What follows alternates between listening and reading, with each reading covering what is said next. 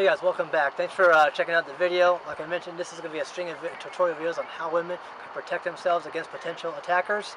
But before I begin, the very first thing I want you guys to know that there are four very main sensitive areas to the human anatomy. That first area are the eyes. Second area is the nose. Third is the throat. And the fourth, of course, is the groin area. With the eyes, it doesn't matter how strong your attacker is, how much they work out, how much they can bench. You hit somebody in the eye, here, or here, or thumb in the eye, it's going to obstruct their vision. The nose, obviously, there's a lot of cartilage, it's very sensitive. You strike somebody in the nose, it's gonna do some damage there. It's going to disrupt them very much here. Also, the throat, carotid artery is here as well. You do anything here to the neck, it's very sensitive. And obviously, the groin. The last place men want to be hit is in the groin. So that's something to think about, ladies. And these four areas we're going to be going over. These are areas you want to strike. So like I mentioned, I was going to have my sister out here to help me with these tutorial videos. I'm very excited about this, showing some very powerful techniques that can work with anybody. Whether you have a little bit of experience with self-defense and martial arts, or you have none at all, these will work for anybody. So Liz, thank you very much for being here and helping me out with these videos. I really appreciate that. And we're here on a beautiful day, and we're going to just show some really easy techniques on how to defend yourself against a double hand choke. When you have somebody choking you with two hands, what do you do? So before we get started, I want to ask you, Liz, just from a lady's perspective, why is it important you think that women should learn some basic self-defense?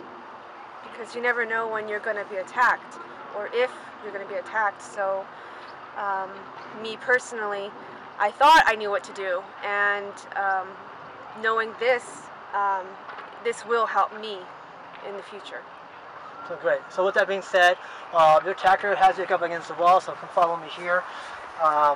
So if you have your attacker, it doesn't matter if they're taller than you.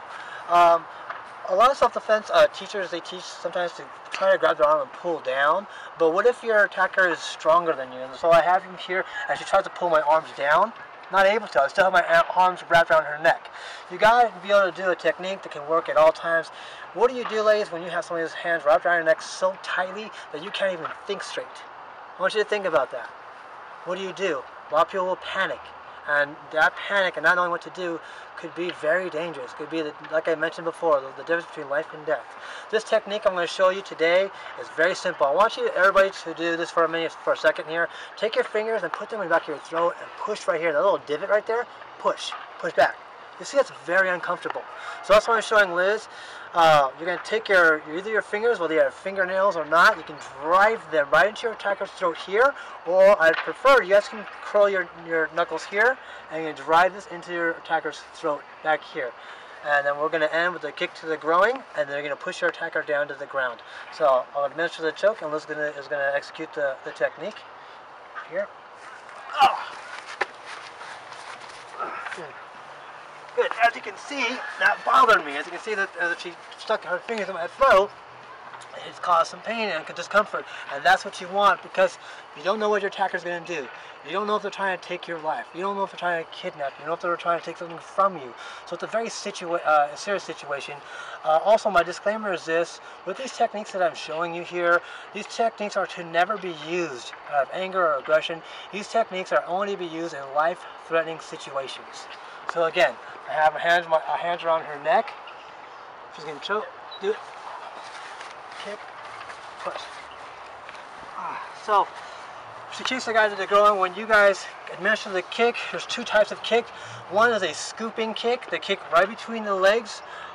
So Liz will show you that. Boom. Ladies, point your toes like a ballerina. You're going to scoop kick directly right into the groin as hard as you possibly can. Again, kick there.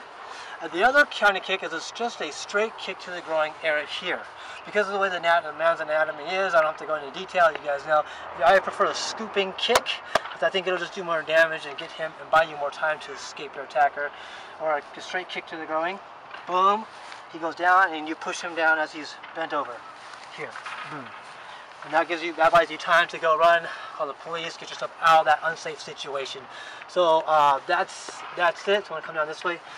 So that's it, guys, for the first video. We're going to have several. I have got tons and tons and tons of other videos I'm going to show you guys on how to escape certain situations. So in the meantime, Be safe. Thanks a lot. Thanks for watching and share. Please comment, guys. Give me your feedback. Let me know what you'd like to see. That really help me. If you give your comment, feedback, let me know what you liked about it, what you'd like to see, any questions. Feel free to ask. Thanks a lot. Take care. God bless. Stay close.